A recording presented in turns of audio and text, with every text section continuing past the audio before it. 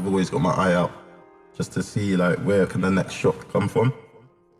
So a lot of the times it's basically just the leading lines, the shots that are gonna draw people in.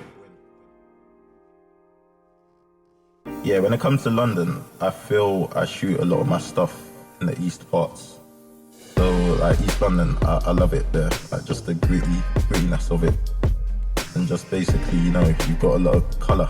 You know, for Shoreditch, for instance, there's a lot of graffiti, street art.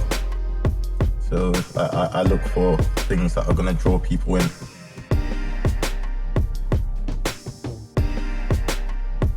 First of all, I did graphic design, so I wasn't always into photography. So it was back at school. I was very much into graphic design and art. So I've always been in that creative side of things. It was only when I went to college, I did photography, and I found out that I was better at photography. So it was from there on.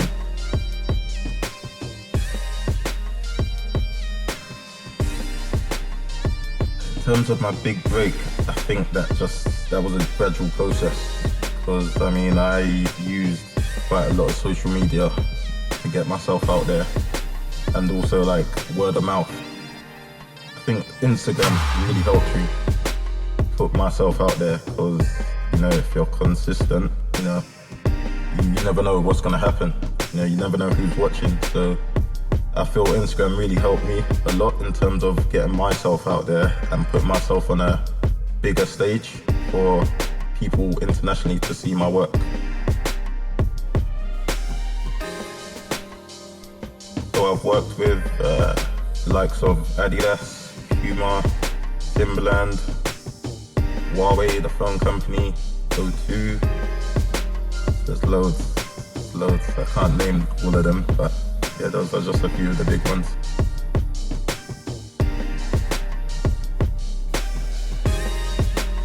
I think in terms of inspiration, like it's quite broad for me. Like there's many people that influence me, like people who I follow on Instagram, and also the older photographers from the older generation.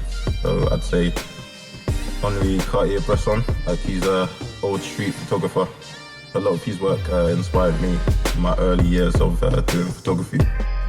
And I'd say Sarah Beatson, she's a graphic designer, but you know, her work you could always, you know, take inspiration from any pieces of artwork.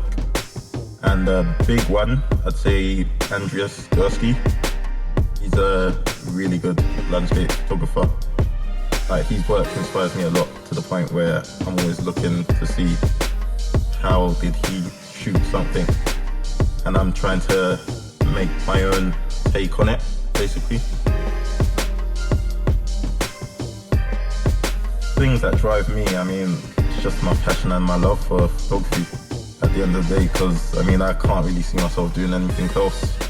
So I mean, I'm in a position, fortunately enough, that I'm doing what I love on a full-time basis.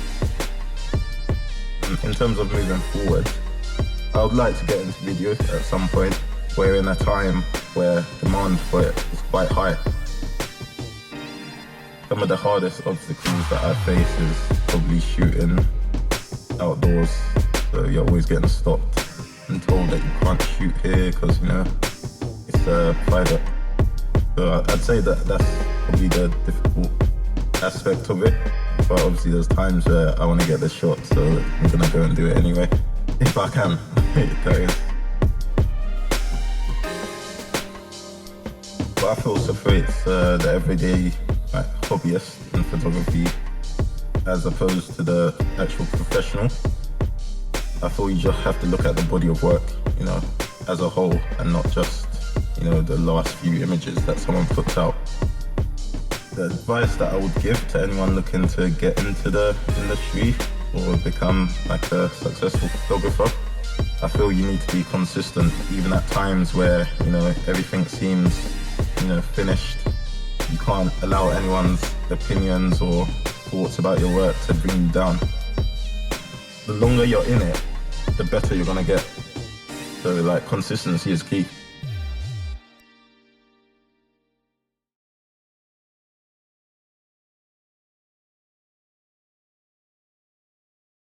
Never miss out on the latest content from No Games Entertainment. Subscribe now.